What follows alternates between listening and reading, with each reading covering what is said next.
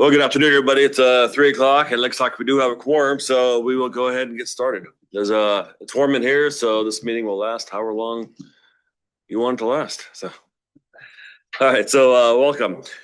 Our first item is approval of the TBB agenda for today, March 10th, 2026. Would anybody like to make a motion to approve today's agenda? We have a motion and a second to approve today's agenda. Is there any discussion? All in favor, say aye. All opposed? All right, next is the approval of the TBB minute meetings from February 10th, 2026. Anybody like to make a motion to approve the minutes? We have a motion and a second to approve the minutes from February 10th. Is there any discussion? All in favor, say aye. Aye. All opposed? All right, thank you. Next, item C, Director's Report. Chad, welcome. Thank you so much, Mayor. Mr. Chair and members of the Transportation Policy Body, good afternoon. We have a few reports today. Before that, I would like to introduce Michael Gerber is here on the left. He's going to report on the audit that's upcoming in one of the action items as well. So we'll start with, also there are a couple of items that are related to general studies in the region. For example, Amtrak and then K254 that's happening around us, just an informational type of reports as well. So with that, we have Peter beginning with TIP updates. Peter, let's welcome Peter. Good afternoon, TPB members. We have one of our routine bi-monthly TIP project statuses. If you're having deja vu, that this seems a little too soon, we've had two of these updates back-to-back TPP meetings related to the missed meeting in January. So on page 16 of the WAMPO TIP policy, it requires bi-monthly progress reports for projects programmed to receive WAMPO suballocated federal funding in the current federal fiscal year, or if they've received in a past federal fiscal year but have not yet finished. Per convention, I'll go through the ones that have some either an AC conversion or are set to make their first obligation this fiscal year. So we have Butler County, Southwest Butler Road improvements from Southwest 170th Street to Southwest 155th Street. Anticipated or has let construction anticipated to start in April 2026 with completion anticipated for spring of 2027. We have Wichita Intelligent Transportation Systems. It has let its anticipated project completion date, summer 2026. And then we have the Derby's Rock Road Corridor Improvement Projects, or Rock Road Corridor Improvements, anticipated to let in July of this year. And we have Wichita's Redbud Multi-Use Path near Rock Road Phase 2. That's anticipated to let in June of this year. You can find the map of these projects in your packet on page 14. As our convention with these bi-monthly reports, you can also find the federal fiscal year 2026, the non-suballocated federal funds in the WAMPO TIP as of the last amendment. And then our next item here, just wanted to give notice that the federal fiscal year 2025 to 2028 Transportation Improvement Program TIP Amendment 8, the public comment period is open from February 27th to March 13th.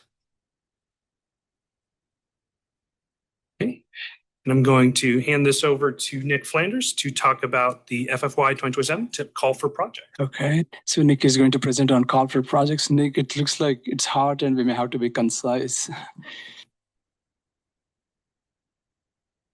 Right. We just concluded the call for projects for the new TIP on March 6th. We received 25 projects. 21 of those were requested to be considered for suballocated federal funding. The Project Selection Committee will meet this month and next month to consider those. And as a reminder, this TIP in the end will include not just the suballocated projects, but also projects receiving non-suballocated funding and projects that are regionally significant but don't have federal funding. A quick rundown of the project applications we have received and that the PSC will consider for suballocated funding just by jurisdiction. There is no guarantee that all of these will be funded. In fact, it would be impossible for all of them to be funded. 6 from Wichita Public Works, 2 from Wichita Transit, 3 from Sedgwick County, 1 that is the city of Goddard and Sedgwick County working together, 3 from Andover, 2 from Mays, and 1 each from Bel Air, Hayesville, Mulvane, and Valley Center. Again, our still tentative timeline for this. If we are able to complete the PSC's work and the PSC can make their recommendations for certain in the time frame that we imagine, then we would have a TAC recommendation on that and a TPB meeting on May 12th to vote on it, with working towards a final adoption of the TIP in August. Any questions on that before we go on to the next item? Thank you, Nick. Next slide. Yeah, Nick, this is Allison at KDOT. Yes. You said that 25 projects were received, but 21 of them were suballocated. So Yes. what were the other 4? One of the other 4 was a Sedgwick County project. I think it was a bridge project, but I'm not entirely sure. But it's one that they did not request suballocated funding on.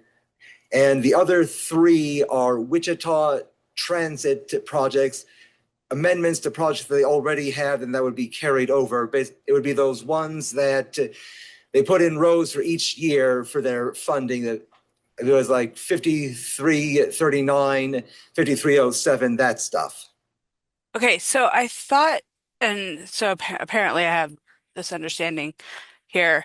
I thought this was a call for suballocated projects. So I'm not sure also- then why there's non-federally funded projects. Well, first of all, those others may be federally funded, but federally funded, not without suballocated. And we asked for both the projects that are requesting suballocated funding, but also other projects that need to be in the TIP. In spite of that. Yeah, those that belong to regional significance, Allison, are also submitted. Or have non-suballocated federal funding. Okay. For the next programming round, we may want to talk offline about separating these 2 processes. There probably really should be a separate call for projects for suballocated federal funds and just a regular TIP call, but we can talk about that later. I just want to make sure that I was confused as to why there wasn't federal funds or federal suballocated on those other 4. So Thank you, Allison. Okay, Thank thank you you. for your comment. And then I think it also sometimes we have other types of federal funds, for example, earmarks and other types. So when they become eligible for the TIP entry, the other funding options in the future become possible. So that's one of the other reasons, Allison. Okay. Okay. Any other questions? So the next item we have is household travel surveys. Peter, Nick, and myself, we worked with the project consultant selection committee and then process, and then the consultant was selected. And then staff is working in collaboration with KDOT and Federal Highway Administration partners. Before we go into contract, we wanted to provide you a comprehensive, all the things that this project has. So that's what, because last meeting, our Mayor Ashri has a question on $900,000. What is this project? So we want to make sure we are comprehensive and then, transparent on, what all this project entails and involves. So that's why Nick is going to update, and Peter and I will chime in with some. Nick. Thank you, Chad. First, some background on household travel surveys and why we do them. New up-to-date household travel survey data supports WAMPO's federally required long-range transportation planning documents, such as the Metropolitan Transportation Plan and the Congestion Management Process. Development of these plans requires a deep, granular understanding of travel patterns and the capacity to forecast them into the future, including through a travel demand model that WAMPO maintains and whose inputs include coefficients and parameters derived from household travel survey data. It really would be difficult to come up with such projections without household travel survey data.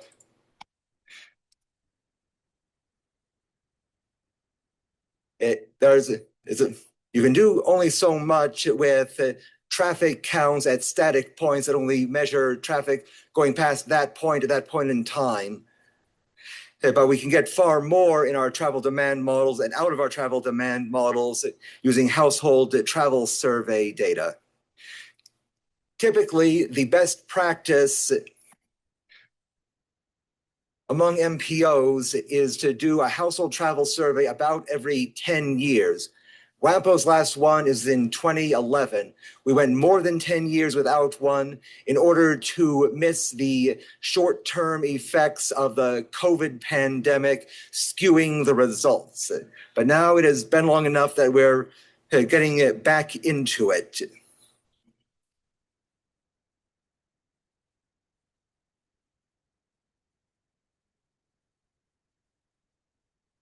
Last year, we had a request for proposals for a consultant in accordance with our UPWP budget to hire a consultant to conduct the household travel survey for us, because it is a very complex undertaking that staff simply could not do all in-house. We received 3 proposals in response to that request for proposals, and a selection committee chose one of them to negotiate a contract with. That is still in progress and will be brought to you at a future meeting for approval. The final contract is anticipated to include about $900,000 of expenses to be paid mostly with consolidated planning grant funds. These are federal funds that WAMPO receives that can only be used for planning-related purposes, plus the local match for those funds. And it should be noted that, like other federal funds, these CPG funds have a deadline for when they must be used, and there eventually comes a use it or lose it point with these.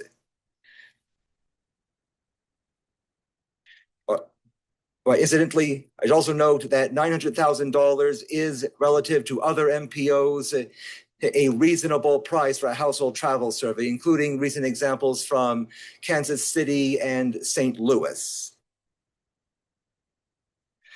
The goal of the survey, when it's conducted, will be to get complete survey results from at least 2,000 households, meaning for 24 hours, records of all of the trips by all of the members of each of those 2,000 households, including the origins, destinations, start times, end times, and purposes of all the trips, cross-reference to the characteristics of the household. A sampling plan will make sure that we get statistically significant data on all different parts of the region, including small households, large households, high-income households, low-income households, urban areas, rural areas, etc. And then afterwards, a complex weighting procedure will make sure that the results are not skewed according to which demographics were the most likely to respond.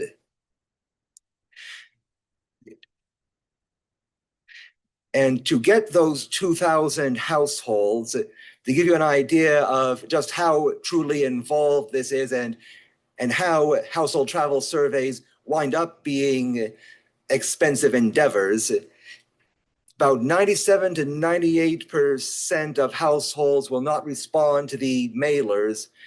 which would mean sending out mailers to get those 2,000 to about 68,000 to 100,000 households, meaning a third to half of all the households in the region. That's all those mailings, plus paying incentives to get people to fill out these very complex surveys, and running a call center to take calls from them 24 hours a day while it's going. And the consultant staff would have to be working the whole time to make sure that the sampling plan can be adjusted to make sure we get the samples that we require all throughout it, and then do extensive analysis afterwards, including the act of integrating the results into our travel demand model. The travel demand model will have its own full updates on its own regular schedule. But aside from that, there will also be the immediate task as part of this project to get the HTS results into the travel demand model. The travel demand model relies on these data from the household travel survey, that traffic counts and location-based services data cannot replicate, such as all that stuff about trip purposes and getting large households distinguished from small households. Those are bits of information and important details that you can't quite get from other data sources, at least not currently. This is critical for long-range planning, and besides us getting our good inputs to the travel demand model, we would also get important summary statistics and trends for things like average trip distance, average trip duration, mode split between automobile, walking, biking, bus, etc., that could be used for other planning purposes throughout the region, and could be used by KDOT and our federal partners for other planning purposes, such as determining how much funding goes to where for future funding opportunities. In summary, household travel surveys are very important to our required long-range transportation planning activities. We do it about every 10 years, but our last one was in 2011. Our goal is to get results from 2,000 households through a consultant that we are still in contract development process with, for a cost of about $900,000, which compared to other MPOs performing this important work is considered reasonable. Using CPG funds, which can only be used for planning related purposes. And sometime this spring, we expect to bring you the contract for approval. Any questions on this matter? Thank you, Nick. And Peter, you want to add anything? Oh, sorry, forgot. Thank you, Nick. Sorry to go back through that again. I know it's a lot of repeat from last time, but with such a large, important project, we thought it better to go on the more verbose side because we'll bring this to the board later on for your consent on that contract. Looking at it and following up on our meeting before, looking at a lot of other MPOs and how they manage this process, I wasn't able to confirm that it was ubiquitous among other MPOs or TMAs specifically. There's MPOs that have more than 200,000 residents. I found that most of them do complete, or the ones I looked at all did. I can't say that's every single MPO, but just wanted to make sure that as we're presenting this, that it's very consistent with federal guidelines and best practice among the nation. Again, because it is such a large project. And I think that wraps this up. Sorry to talk your ears off about the subject. No, thank you so much, Peter. Thank you, Nick. And happy to answer any questions. Are there any questions for Nick or Peter or Chad? Thank you so much, Mr. Chair. The next item we have is Kim updating on Safe Routes to School. Good afternoon, TPB members and partners. Of course, as you know, we're working on Safe Routes to School, and it is going very well. We are very excited by the progress that is happening. Just to give you a reminder, Currently, the 54 schools that are participating are spread pretty equally throughout the WAMPO region, which was exciting.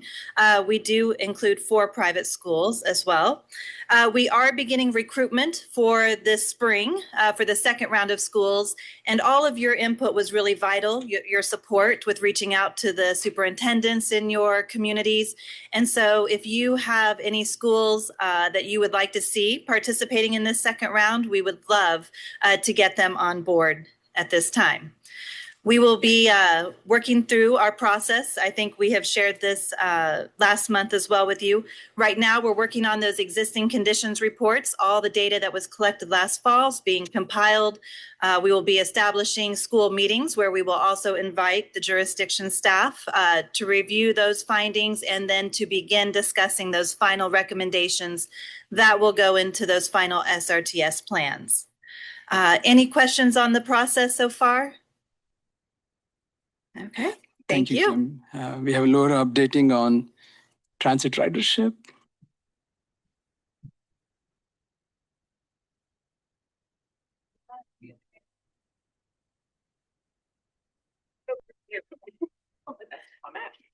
Hello. As part of an ongoing effort to keep stakeholders informed, we keep an up-to-date table showing the annual ridership numbers for the government-provided public transit services. So we have Wichita Transit, who had 1,103,443. Derby Dash had 7,589. Hayesville Hustle had 3,421. Sedgwick County Transportation had 5,108. And then Butler County Transit, and this is all of Butler County, not just in the WAMPO region, had 16,159. Are there any questions? Great, thank you, Laura. Now we have Katie presenting. We want to applaud and support our leadership of our Commissioner Pete Meisner. Commissioner had been, great in leading the Amtrak efforts, and we just want to provide an outline and a brief summary. Both Corey Davis at KDOT and Commissioner had been champions in this cause.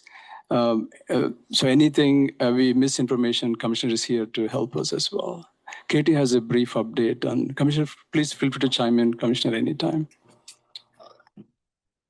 Oh, hold on, right there. There we go. All righty. So hello, TPB. WAMPO, I wanted to give an update on Amtrak in Kansas, and especially the Heartland Flyer extension from Oklahoma City to Newton.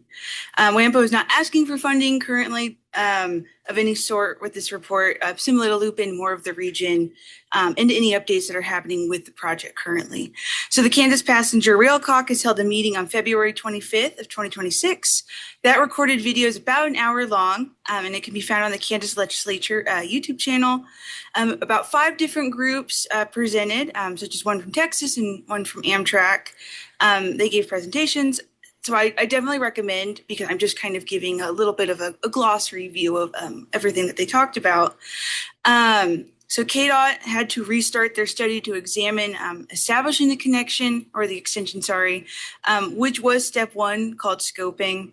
And it did push back the timeline to proceed to phase 2 of corridor ID grants. The extension will be subsidized and FRA funding will phase out over the initial 7 years. Texas, Oklahoma, and Kansas will fund the service, I believe, during that 7 years and then afterwards as well. And then I believe KDOT also discussed their freight and rail study that they are starting, and I believe will be published next year. And I think Chad had a few more things to discuss over as well. Thank you, Katie. And just want to update that Federal Railroad Administration has 2 studies going on in parts of entire regions, like, West region, Southwest and North and Central, and so on. The 2 studies that are happening was, one, the long distance service study, that is defined as anything that is more than 750 miles. For example, Wichita to Chicago is about 600 miles. Any route that is more than 750 miles is called long service study, and then long distance service study. And the second is Corridor ID program, which fits our Heartland Flyer extension from Dallas-Fort Worth to Oklahoma City to Newton, via Wichita. So these are the two things that are available under Federal Railroad Administration. So Heartland Flyer takes advantage of this Corridor ID program. And within Corridor ID program, there are three important steps. Step one is scope, identifying alignment. Step two is service plan, identifying, the operations and so on. And step three is design and engineering of the line itself. So KDOT is diligent on scoping, and then in the scope, the first step, there is a gap study and so on. So we just want to update you the collaboration between KDOT and ODOT and TxDOT, and also various MPOs along the corridor. We just want to, this is a regional voice, and regional collaboration is what MPOs do. Staff was, interested to update you as well. It's Commissioner. I'll just add that the current Heartland Flyer from Fort Worth to Oklahoma City, I think most of you know, but just for the record, is split. Any shortfall of revenues versus expenses is split between Texas and Oklahoma. And last year, Texas had some political stuff going on, and I think it got the Texas portion of the of funding that was stopped in Austin by the Texas legislature, or postponed at least a year, or stopped for a year. Ironically, but the MPO in Dallas-Fort Worth, which is a quite large MPO, did step up and said that Dallas-Fort Worth MPO would pay the Texas portion of that to keep it running. And so that our presentation that is referenced, the MPO director did address during that. It's about 10 minutes or so, and talked really favorably about completing this, because they feel totally that the revenue and the whatever you call it would be way up, the revenue from ridership. That's what I'm looking at. So anyway, fortunately, Chad and staff, I sent that to them. Chad was participating, and I just thought, as an MPO, it would be great for us to thank a fellow MPO for stepping up. And Chad did a nice job of writing a good thank you letter on behalf of the MPO, our MPO to their MPO, and I'm glad you copied KDOT, and so they're aware too. So we are probably way early in the stages to where we'd say, does our MPO want to commit any project funding towards anything? I'm not even sure how legal we can or cannot do, but obviously DFW MPO did something. So that's, future discussion. But thank you, Chad and staff, for that letter to the MPO. And we got a response back from him of a really nice thank you. And so anyway, I'm not sure anything else at this time. Go ahead. Thank you so much, Commissioner, for your guidance and leadership. And Mr. Chair, thank you. Yeah, definitely appreciate that. So definitely great when MPOs talk together and make things get done. So, all right, the next item is item D, the consent agenda. We have updated TAC advisory committee roster. Marky. Thank you. Yes, just a brief and routine consent agenda item is our update to the technical advisory committee roster, for which the TBB, this body, is the authorizing body. At this time, we have a currently vacant position, which is the at-large representative for freight movement. Having received qualifications from Kevin Graham, WAMPO staff propose appointing him to this position. So the updated roster reflects that, as well as the addition of Alex Lane as an alternate. The addition of alternates does not require official approval, but we just thought we would mention it as we are bringing the updated roster to this body. Does anyone have any questions for me? All right, if there's no questions, would somebody like to make a motion to approve the consent agenda? Second. We have a motion and a second to approve the consent agenda as presented. Is there any discussion? All in favor, say aye. All opposed? All right, thank you. Thank you. Next, we have item 3, public comment. If there's any members of the public that would like to speak, you can have 3 minutes to speak. Seeing no one, we will continue on. We have a few action items. The first action item is the year 2025 audit report. Michael, welcome.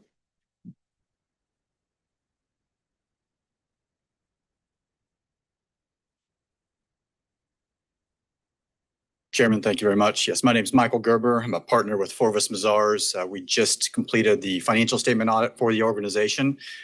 Typically, I come up here and have a few brief remarks. I don't think anybody would be offended if I make them even more brief, especially since we are dealing with primarily good news here. But I'd like to start by thanking your finance team. I think you might be aware that Christopher Sweeney joined the organization here this year. This was his first year with a full audit. He did a great job getting us what we need. And if you think about the fact that you are a calendar year in, so December 31, and we issued this at the end of February, 2 months to flip an audit is pretty quick. And so I think that speaks to your team. So Chad and Christopher, thank you very much for the help in getting us what we need to do our job. I think everybody has the financial statements and the management letter in front of them. We did issue a clean opinion. That's the opinion that you want. A result of an audit. Unmodified is what the technical term is. So good news there. As Chad and I were passing out the reports, there were a couple comments about the amount of reading material that you have in front of you. For this group, if you really want to focus on the highlights, go to pages 4 through 6 of that bound copy. That's the management discussion and analysis. That gives you just some high level figures for what changed year over year. And as you go through there, the short answer is revenues exceeded expenses. So from an operating standpoint, that's certainly good news. You also have cash on hand to support those operations for at least the next year, which is a good position to be in as well. I think there's been a few comments here already. You do receive some federal funding. Anytime you do receive that, if it hits a certain threshold, you're required to have a compliance audit. The government likes to see that you're spending that money in the right way. As a result of that audit, we had no issues, no findings throughout that process. So clean report in that case. Finally, with an audit, we always look at your internal controls as well, cash inflows, outflows, making sure you've got proper reviews. Again, you have a small finance team, so you can't completely separate all of the duties that would be in the ideal situation, but you do have review processes in place that would help catch errors or fraud or things like that. So we feel that you do have some good controls in place, so there are no written material weaknesses or significant deficiencies that you'll see within that report. So with that covers my prepared remarks. I will stand for questions. Commissioner, go ahead. Yeah. Michael, thanks for the audit. I just want to also give a shout out to Dan Wojak and a few others that at one time we really struggled with our financial position, and thanks to KDOT's assistance and leadership and other things, we've got the house in order now for a few years in a row. So my compliments. Thanks for the report. Thank you, Mayor. I would like to echo our commissioner's comments that it was between 2019 and 2020, the winter of 2020. I think Commissioner Dan Wojak was so busy at Butler County, but he took time to come here, and then Chad, let's go meet the auditors in the AGH in the next building, and then he made us meet like you need to fix this and then and then he had another meeting after that he has to rush to. But Commissioner, you're right, and he was pretty serious when he was talking to me. And then after next year, 2020, 2021, Commissioner David Dennis was, excellence, nothing less is acceptable to me. That's what he mentioned. And then you all, executive committee members also mentioned, their expectations as well. And then staff also was cooperative.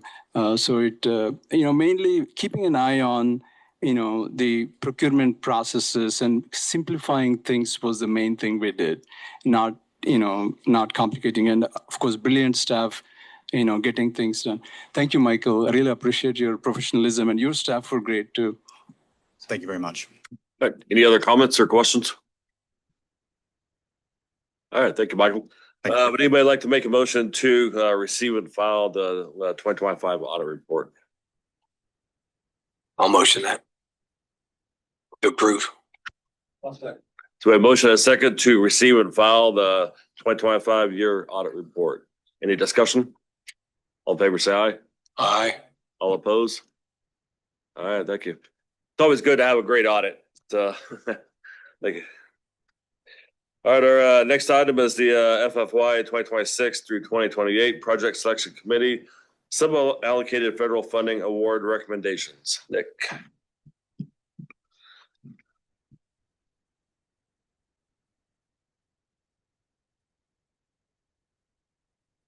All right. As mentioned at a previous TPB meeting, KDOT staff informed WAMPO staff during FFY 2026 that there is a change in how sub-allocated funding is to be managed.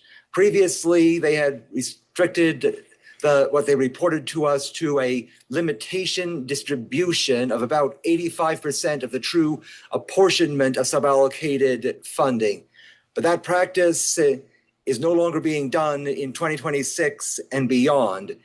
The result is that we have that extra 15 or so percent in 26, 27, and 28, plus some accumulated approximately 15% from past years to get onto projects.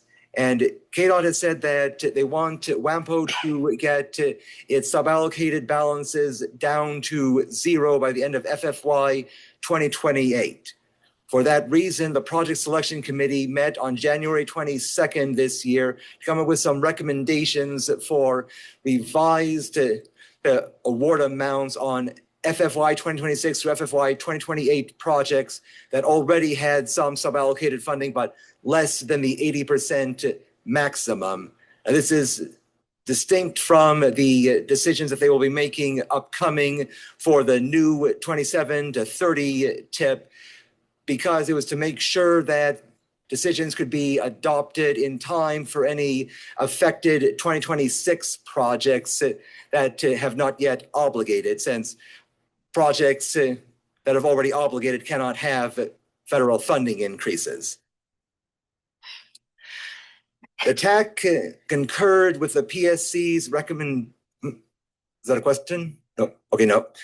The TAC concurred with the PSC's recommendations on February 23rd at their meeting, and now we're asking you to approve or disapprove those recommendations. If approved, they would be reflected through Amendment 8 to the TIP, which would go to the TAC for a recommendation on March 23rd and to this body for approval on April 14th. The amounts that we're talking about here are over the period up through the end of FFY 2028, about $16.6 million, based on the assumption that the estimated apportionments for FFY 2026 will hold flat through FFY 2028. That is the conservative assumption that is generally agreed upon with our KDOT partners. The PSC's recommendation was to take all of the 2026 through 2028 suballocated projects that had less than 80% suballocated funding up to that 80% maximum, according to what the qualifying costs were on the project as of when they met on January 22nd, which would leave about $600,000 left at the end of FFY 2028 estimated based off of our current projections. Before I get into the action options and the TAC recommendation, are there any questions? See no questions. Go ahead. The action options are to approve the PSC's updated suballocated federal funding award recommendations for current FFY 2026 through 2028 projects as presented, or to not approve those recommendations, or to approve them with specific changes that you all come up with. The tax recommendation was to approve the PSC's recommendations for suballocated federal funding awards for projects in FFY 2026 through 2028 as presented. So I do want to just say do appreciate all the work that WAMPO did on this, going from just under 56%, up to the 80%. So I'm sure that made a lot of cities happy. So is there a motion to make the motion to approve the project selection committee's updated suballocated federal funding award recommendations for the current FY 26 through 28 projects with specific changes as presented? I would make a motion that we approve the PSC's updated federal funding award recommendations for current 2026 through 2028 as presented. A motion and a second to approve the suballocated funds as presented. Any discussion? All in favor, say aye. Aye. All opposed? All right, thank you, Nick. Next, we have item C, the Regional Transit Coordination Committee formation. Kim. Yes, as you are all aware, last year you did approve the Regional Transit Implementation Plan, and we want to ensure that that plan doesn't just sit on a shelf and is actually being used throughout the region to try to better coordinate our transit. So WAMPO staff are proposing the establishment of a Regional Transit Coordination Committee to support public transit-related planning, implementation strategies, and to look at innovative practices. The committee would serve as a forum for WAMPO member jurisdictions, transit providers, and invited stakeholders. They would be reviewing identified potential strategies. They would be sharing innovative ideas, tools, and practices, encouraging dialogue, and providing transit-related updates to TAC and TPB. So before we move into the action item, are there any questions on the Regional Transit Coordination Committee? We do have a draft roster as well in the staff report. We are not approving the roster. Is that correct? It's just a draft. Correct. Just the formation of the committee. Okay. Seeing no questions, we do have these. We do have one question. Oh, What's the difference between invited and confirmed? Basically, we sent out invitations to everybody who served on the steering committee of the Regional Transit Implementation Plan, and we just haven't heard back from everybody, or they maybe identified a different staff person to serve on this committee. So we'll be continuing to recruit jurisdictions as we want to have a full committee to really explore the region. So right now we're just voting on formation. Just the formation of the committee is what we're looking at today. All right, any questions? If not, would somebody like to make a motion to approve the formation of the Regional Transition Coordination Committee as presented? So moved. We have a motion and a second. Any discussion? All in favor, say aye. All opposed? All right, thank you, Kim. Thank you. All right, next we have on 5, discussion and updates. Appointments, executive committee and project selection committee. Let's see. No changes from the past. Okay, so no changes in the appointments. See, next we have the K254 Rock Web and Greenwich interchange study. Katie. All right, good morning, or I guess good afternoon. Sorry about that. I have 2 topics to present for you. The first is an update on the K254 interchange study. So the K254 Rock, Web, and Greenwich interchange study is currently in the discovery phase. KDOT is analyzing options for improving K254 at the intersections of Rock, Web, and Greenwich roads. such as new interchange designs, overpasses, and connector roads. The discovery phase of the project will continue through fall of this year. It will be followed by a design phase, preliminary and final, followed by bid, letting, and construction. Next few slides will showcase the interchange designs that were shown by KDOT at their public meetings. I also included the project link and who is listed as study contacts as well. So we have a diamond interchange. So diamond interchange is a standard interchange. You've probably seen it quite often with 4 ramps that connect a freeway to a minor road and can be signalized or stop sign controlled. Some advantages of this interchange design are usually its familiarity, reduced impacts to surrounding property, and a free-flowing right turn traffic.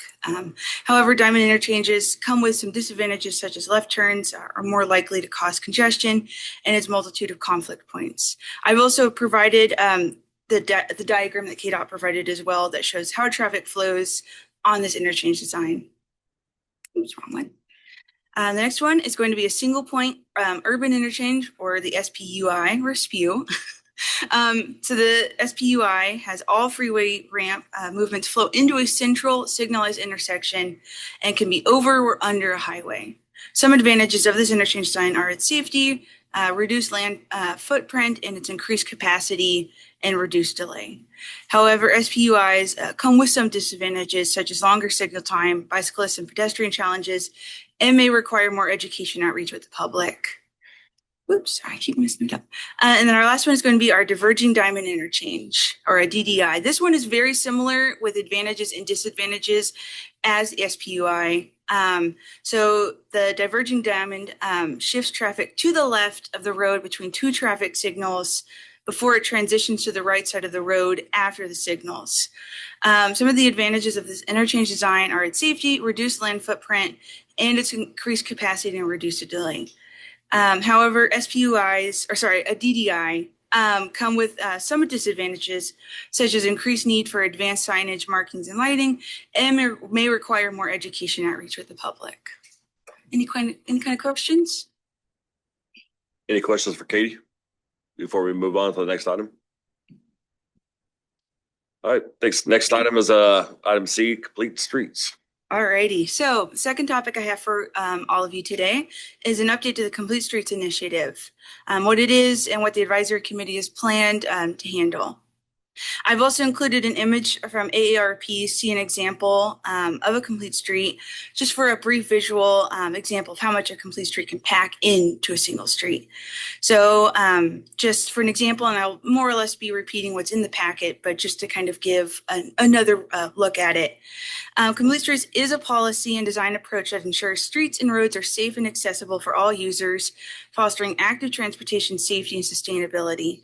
Across the United States, Complete Streets initiatives have improved infrastructure with features like improved sidewalks, bicycle lanes, and transit-friendly infrastructure, with features like improved sidewalks, bicycle lanes, and corridors. In the Wichita metropolitan area, there have been efforts focused on retrofitting roadways to accommodate all modes of travel, integrating Complete Streets principles into long-range planning documents. A WAMPO Complete Streets Advisory Committee will soon be convened. Its purpose will be to provide guidance to WAMPO staff and assist in developing a regional policy and toolkit. The advisory committee is anticipated to meet every 2 months, beginning in April of this year and ending in October of this year, upon the completion of the regional Complete Streets policy and toolkit. And then just wanted to go over some of the things that the committee will consider, such as accommodating all road users, having clear and accountable expectations of Complete Streets policies and projects, establishing roadway design best practices, addressing a variety of WAMPO member jurisdiction characteristics, considering the context of roadways, incorporating Complete Streets metrics into project selection criteria, having clear steps for implementing Complete Streets policies. Those interested in joining, I do currently have a meeting date set, but if you are still interested, you can contact me at my email listed as well. All right. Any questions for Katie? All right, thank you, Katie. Thank you. All right, next item is item D, KDOT Drive to Zero plan. Jennifer. Hi, good afternoon. Can you all hear me and see me? Yeah. Yes. Okay, great. All right. Well, good afternoon, everybody. Thank you so much for having me. My name is Jennifer Warren, and I'm the Assistant Bureau Chief for Transportation Safety at KDOT. You can go to the next slide. And so this afternoon, I was asked to speak to you briefly about our Drive to Zero initiative. And so I'll talk a little bit about the why behind the initiative, then how we're working to reduce fatalities and serious injuries through our Kansas Drive to Zero plan. I'll talk to you about our Drive to Zero coalition, which supports the work of our plan. A little bit about recent progress on some activities that we've implemented, and then opportunities to either stay or get involved with the Drive to Zero initiative or coalition. All right, next slide. Okay, so we do in the Bureau of Safety always like to start with the why of the work that we do. I suspect our why is very similar to the why that you all have as well. You know, it's our family, our friends, our colleagues, the people in our lives and in our communities that we want to keep safe. And that becomes even more important when you kind of hear some of the big numbers of the people that we lose on Kansas roads. So in the past 5 years, nearly 1,920 people lost their lives on our roads. And in addition to that, more than 7,500 people were seriously injured. And, you know, those injuries can be life-altering that you don't recover from. So we definitely want to keep our eye on the injury piece as well. And, you know, and ultimately, we do know that crashes will happen. We know people will make mistakes. And that we are vulnerable. And so, you know, how do we accommodate that? And we believe that one of the ways that we can do that is by implementing the safe system approach, which I'll talk a little bit more about. Because we've seen success in Kansas, we've seen success in other states and internationally using this approach. And so we want to keep focused on that we can have success and keep driving towards that zero death goal. Okay, next slide. So you can see here on the graph that fortunately we are seeing a downward trend in fatalities in Kansas. As a matter of fact, in 2024, we had the lowest number of fatalities on record since we've kept records. Does anybody know when we started keeping records of traffic fatalities in the state? Want to make a guess? No guesses? No guesses? Okay. 1947. So since 1947, and that in 2024, we achieved our lowest level of fatalities. And while you can see that in 2025, the fatalities did go up, but overall we are trending down. And in 2025, you know, we know that we had some serious crashes that. Like in the first 5 months of the year, we had 23 fatalities and 2 crashes that had 8 fatalities each. And so that's a really rare event. And we even looked back many years, I think almost 10 years, and we couldn't find a single incidents like that. So we know that those were rare events. You'll recall the dust storm and some other high-profile events that just did not help in terms of bringing our fatality numbers, down where we would like them. So I will let you know that as of yesterday, we are down 10 fatalities from the same day last year, which is an 18% difference from last year. So we're hoping that we have really another successful year this year in Kansas. So the Kansas Drive to Zero plan, which I'll describe to you in the next few slides, aims to continue this downward trend in fatalities and serious injuries. So it is a federally required plan, but we really feel like in Kansas we're really putting as much effort as we can into it, and it's not just a piece of paper. It's not just a plan in words. It's something we are truly putting into action. And we've pulled in many partners and agencies and organizations across disciplines to help us really attack this problem on our roads. And this is that principle of shared responsibility. We know that all of us have a role to play in reducing deaths and serious injuries on our roads. And so how do we align with that? How do we pool our resources to make sure that we are sharing this responsibility in reducing deaths and serious injuries. And so that shared responsibility is, again, a core principle of the safe system approach that I've mentioned before and that you'll see here in our mission statement. Okay, next slide. All right, so I will let you know that the Drive to Zero plan, it was completed in July of 2025 and posted online. So we have been implementing this version of the plan since 2025, and it'll take us through 2029. It is what we call our state strategic highway safety plan. We just named it the Drive to Zero plan. So that is what is informing, our safety investments and priorities going forward for the next 5 years.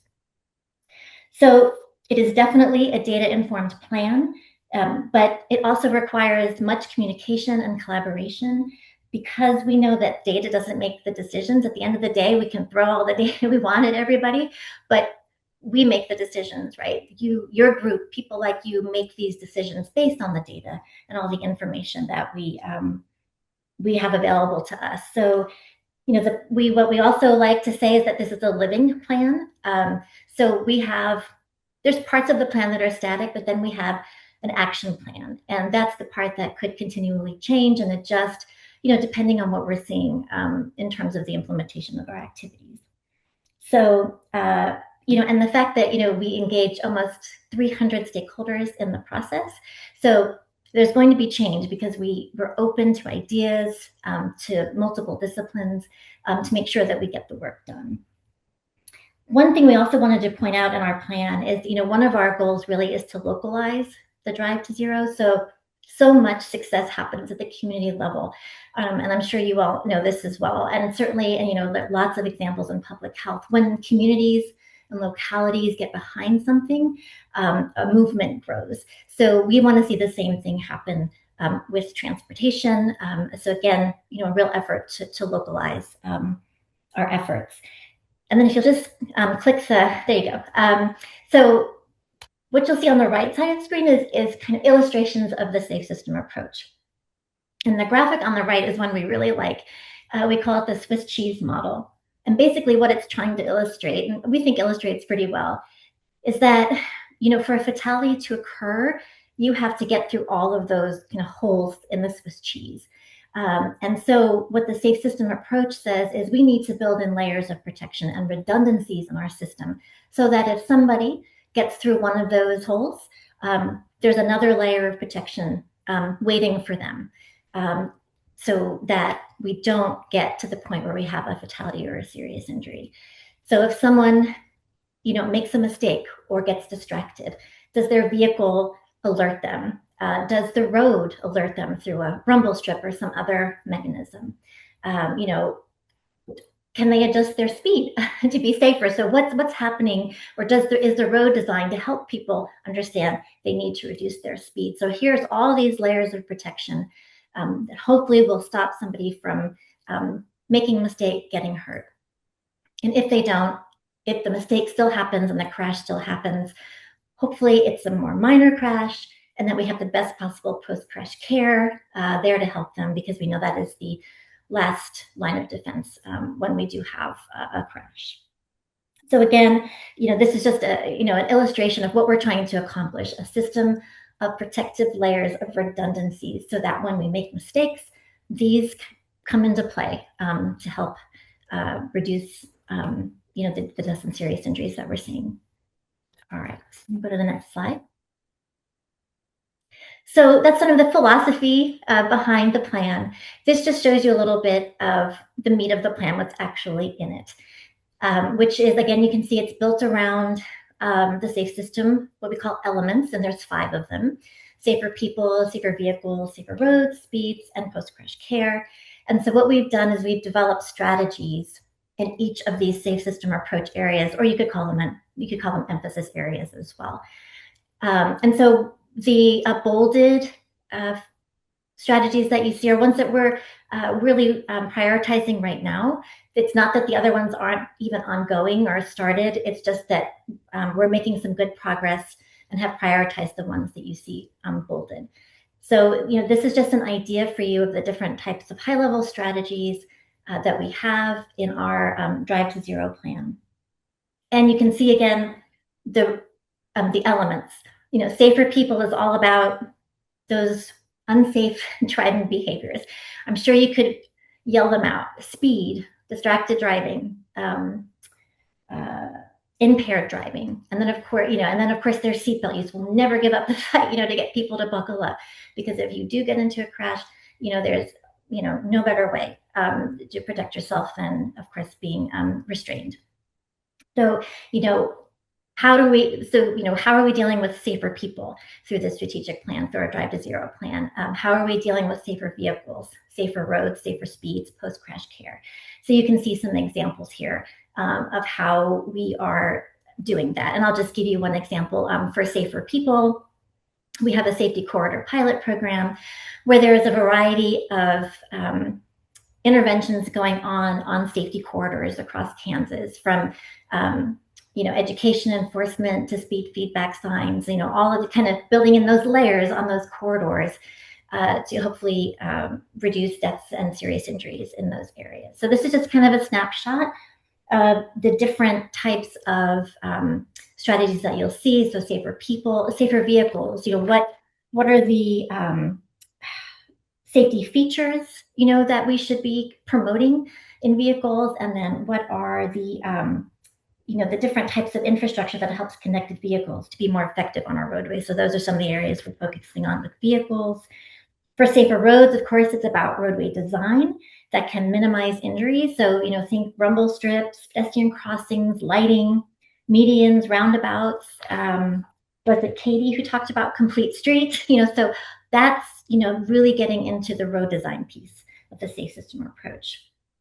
And of course, safer speeds is a combination of design, education, and enforcement to really slow speeds on our roads when, as appropriate for the context of where that road is and who it services and how it services. And then post-crash care. I mentioned it earlier. It is the last line of defense. So we're ultimately especially focused on, assessment of timeliness and quality of care. When that crash happens, does that victim, have access to quick care? Do they get to the correct facilities? And does that happen within, I think you probably all heard about, the golden hour? Do we get that crash victim to where they need to be within that hour? Because we know if we do, we'll have such a better opportunity to save their life. So again, just a snapshot of the strategies, some of the different activities that we're doing within those areas. Next slide. So the plan is really supported again by people. So we have the Drive to Zero Coalition, which essentially serves as the executive committee, which really supports not only the development of the plan, but then the implementation of the plan, helping us execute on the plan. It's made up of champions across Kansas, in different disciplines. At its core, the coalition understands that we are stronger and more effective when we work together than on our own. So again, that shared responsibility, it's the core of the work that we do. And it's not always easy to get, a group of people to agree or come to consensus or, distill our ideas. But there is an old proverb, and I've always thought it describes well kind of the effort that we're trying to put together here. And it's, if you want to go fast, go alone. If you want to go far, go together. And I think that really speaks to what the coalition and then the different stakeholders, they're underpinning of the plan. And we know it may not be easy, but we know together we can get a lot further than if we tried to do it all on our own. All right, next slide. So that's the coalition, which again, serves as an executive advisory and also contributor to the Drive to Zero plan and implementation. But then we have strategy teams. So those teams meet regularly, and I mean regularly a lot, to work on developing and implementing the initiatives within the plan. So monthly even, we're getting together, we're talking about where are we with our strategies, are there barriers, opportunities, how do we make sure that we're moving forward with our plans. And then we have support teams. So and we have 3 in the areas of policy, data, and communication. So within all of the strategies that we have, it may be we need a little extra support. So we're in the legislative season now, as you all know, and so are there things coming up that the policy team can help us, do a better job to understand or help us to implement, during the legislative season. Same thing with communication. We have a lot of initiatives that involve engaging with communities and marketing and outreach. And so our communication support team will come in when we're, knee deep in those types of activities and, help us and guide us on best practices and good ways forward in those areas. So again, the coalition, the strategy teams and the support teams all bolster up and help us implement our plan. And then you can see all the great partners that we have. In total, the Drive to Zero Coalition includes 25 organizations with appointed representatives. They represent local, state, and federal agencies, nonprofit and advocacy organizations, and of course the private sector. And additionally, we have a representative from the Kansas House and Senate Transportation Committee, Representative Francis. So just a great array of partners that are helping us get this work done in Kansas. And just, I'll briefly go through this. This is just, again, a bit of a snapshot of some of the ways we're delivering on our goals. I believe, Kim, you said earlier, we don't want it to just be we don't want these plans to just be plans that just sit on a shelf.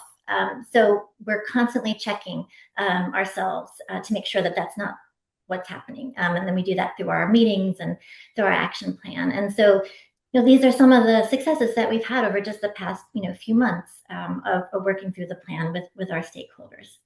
And I'll just, because I talked a little bit about, how important it was for us to localize the implementation of our safety plan, I'll just go over a couple of the projects that we've delivered on in that category right there. So this is just, one of the ways we're localizing the Drive to Zero, which is to focus on capacity and capacity building and safety expertise with cities and counties. So as part of our Safer Road strategy, we hosted a webinar with the Kansas Local Technical Assistance Program, or LTAP, as you probably know it. And the content from this webinar, it came from national research projects that documented how local governments across the U.S. are putting a safety conscious lens on their policies and practices. So it shared out all this good information. It provided an overview of the topics that you see here on the screen. And the focus of these topics was really how, it was specific to how city and governments can integrate safety across the different areas within their purview. So it tried to bring it down from kind of a national scope to the local level. And it did occur on February 13th, but it was recorded. And that is, QR code is there. And I can send these links after the meeting too, in case you don't have time to take a picture right now of the QR code. But they're also loaded onto the Kansas LTAP's YouTube page. So, this is one way of trying to get good information out, good industry, leading industry practices so that people can, localities can take advantage of this information. And the next slide. Similarly, we're sponsoring a MPO, Safe System Approach workshop in April. And, the focus of this workshop is how to integrate safety and specifically the safe system approach across program areas coordinated across an MPO. Again, it's, developed based on previous workshops and, lessons learned. And, the idea is really to share successes and challenges that they've had and best practices from the U.S. So again, that they can be together, learn together, hear about how other MPOs are integrating the safe system and hopefully picking up some of that on their own. And as part of that, there's going to be an assessment. Each of the MPOs is going to do a pre-assessment, and then when they get there, they'll discuss their findings and similarities and differences, and then how to best share that good information with each other. All right. And then finally, again, just another local agency webinar. Again, Kansas has done a great job in working with locals to develop local road safety plans, but it's now time to take the plan to implementation. So, the webinar, again, is really to, pull out good information to help do that, to bring it from, the development of a plan to actually putting it into practice. So, local agency knowledge sharing, how are they implementing their safety plans? Funding is always a huge question. Where are we getting our funding from to support implementation? And again, best practices and lessons learned. And then finally, just opportunities to get involved in Drive to Zero. Again, I think, and I'm sure many of you are already doing this, just very simply by being a champion for safety. At the simplest level, it's just being that good road user, and demonstrating safe road user, behaviors. So that's at the individual level. But obviously, we're always looking for advocates for safety. By being a champion for the safe system principles. In the meetings, in your policy discussions or community forums, with in the reaches and touches that you have, just continuing to reinforce how important a safe system in Kansas is. Sharing of resources. If you're aware of opportunities, especially for funding or anything along those lines, any types of resources that could help partners in this effort, just make sure to, please share those. Amplifying the message. So in the forums that you have and the audiences that you speak to, just really prioritizing safety and what that means to communities, and just amplifying that through, newsletters, social media, events, all of the work that you do, there's that opportunity, of course, to amplify the safety message. Helping us build partnerships. We talked about how important that is. And but we don't know we don't know who we don't know. So introducing us to new partners or stakeholders who should be a part of the effort, who may not be right now, to help bridge sectors. We've done a lot in partnering with public health, in the more recent years, and so that's a newer partnership. But those types have really opened our eyes to a lot of different strategies and tactics for roadway safety. So yeah, if there's different types of partners to connect us with, we would love that too. And then, of course, at the tactical level, helping to get those safety efforts implemented locally. So, just pilot or support a local safety initiative that's aligned with your region's safety plans, or your safe coalition's goal, or the DTZ goals, whatever it may be. Really just kind of getting in there. And if you hear about a safety initiative, putting your support behind that.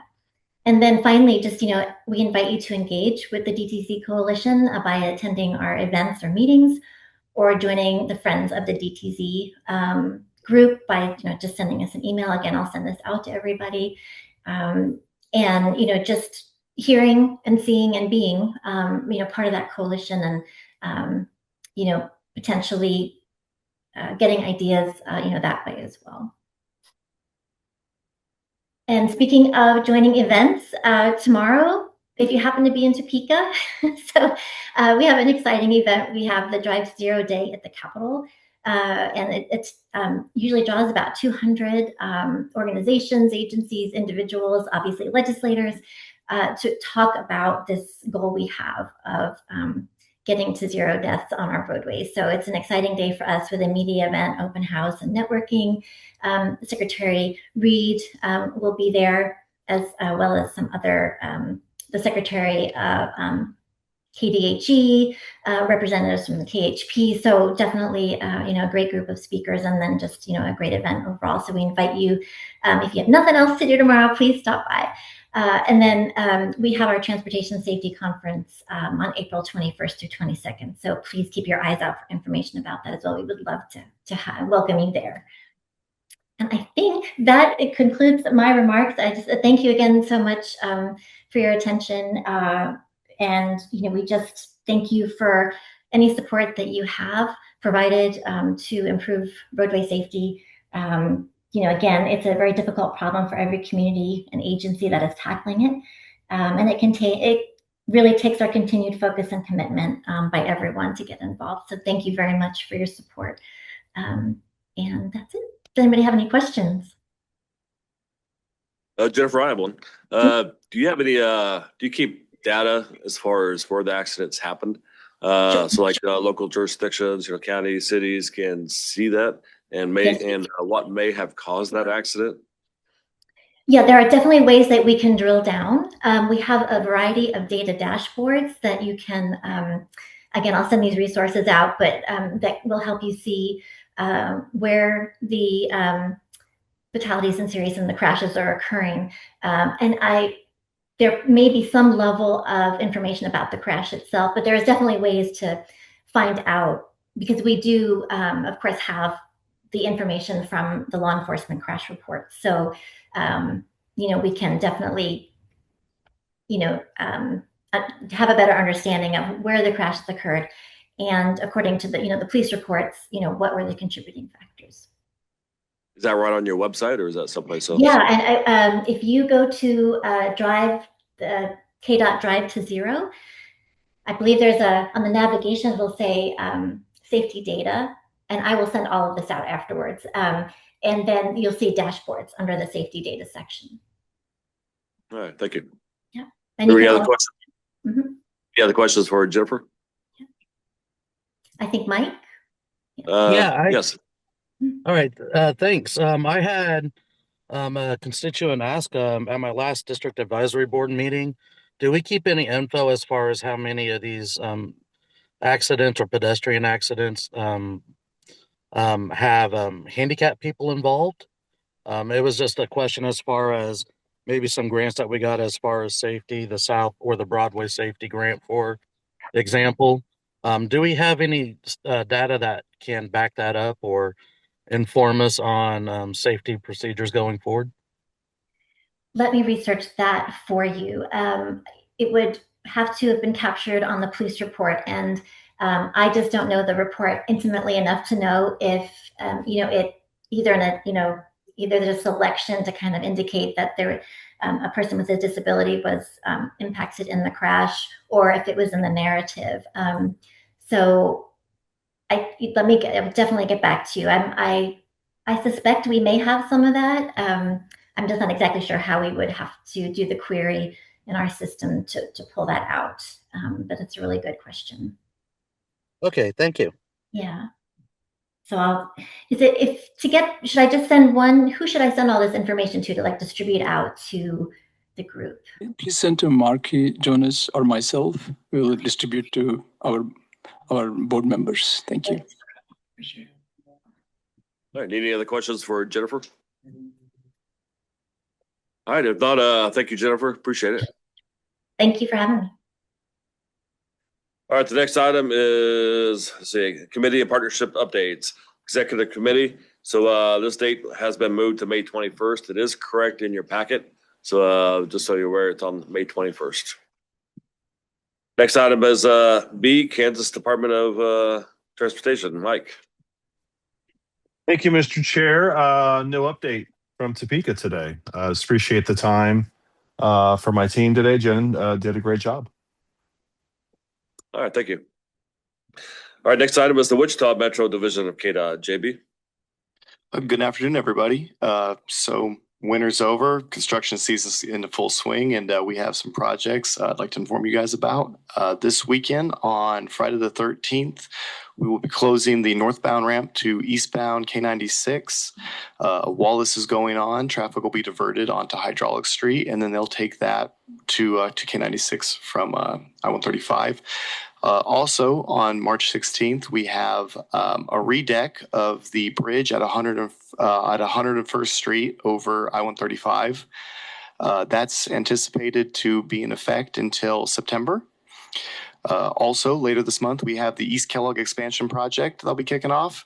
The primary work for that in the first couple of months will be dirt work, and we expect a minimal traffic interference. But those are three projects that, now that we're able to, we're really glad to get them going. All right, thank you for the update. Any questions? All right, next we'll move on to member jurisdiction updates. Is there any member that would like to give any updates? All right, seeing none, we will move on to other business. And there's no other business for today. And finally is adjournment. So we'd like to make a motion. We have a motion to adjourn. Is there a second? We got a second. All in favor, say aye. Aye. All opposed, stay in the heat. All right, thank you.